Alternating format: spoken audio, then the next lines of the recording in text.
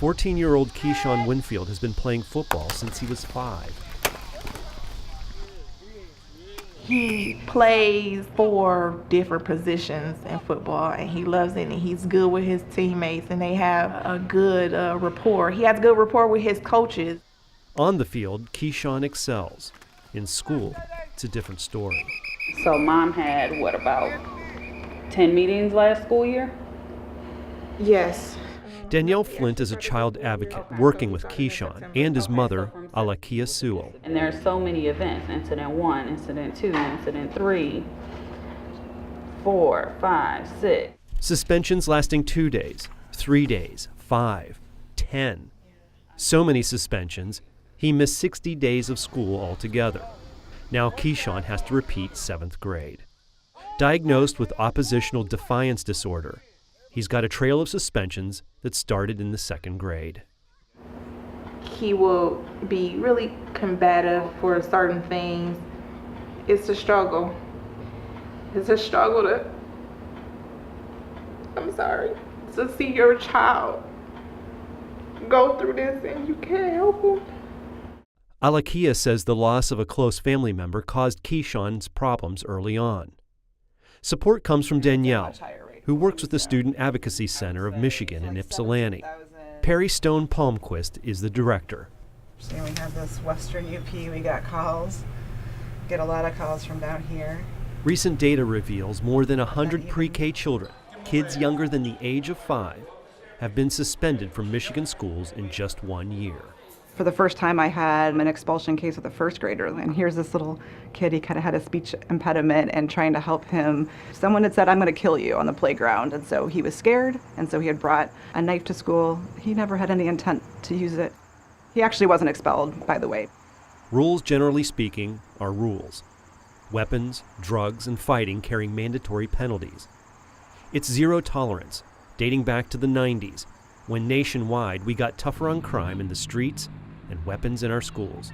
The problem is that over time, zero tolerance laws have been expanded in Michigan and other states to include things other than weapons and that have room for subjective enforcement. More zero tolerance rules meant more suspensions for other offenses, like insubordination and disrespect. When the ACLU crunched the numbers, they found more African Americans were getting suspended compared to whites. In some of these school districts, African American kids are 3, 4, 5 times as likely to be suspended and expelled, and there's no evidence that they're actually engaging in more misbehavior. Experts say the suspensions come in part because of a clash of cultures, where often white teachers are less able to connect with black students. And there's the added pressure on teachers to do more with less while taking on a bigger class size. And this is all complicated by lots of other things, right?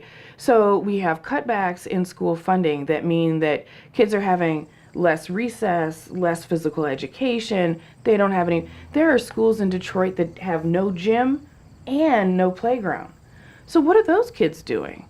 You know, their recess time is walking around the school inside. It's shown with just 1 suspension, a student is more likely to become a dropout.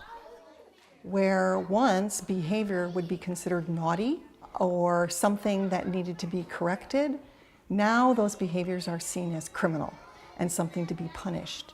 When people talk about the school-to-prison pipeline, that pipeline is really built on the fact that we've criminalized so many behaviors that used to be thought of as naughty.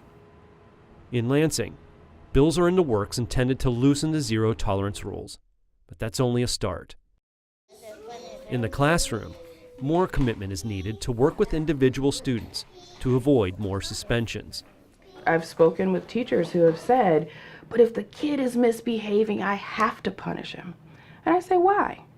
What if you spent an extra 15 minutes building a relationship with that child, or you spent some time trying to figure out why he or she is having such a hard time?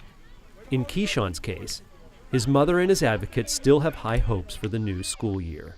Research shows that students are much more likely to graduate and be successful academically if they have even one person who is going to continue to work with them through their journey, to not give up on them.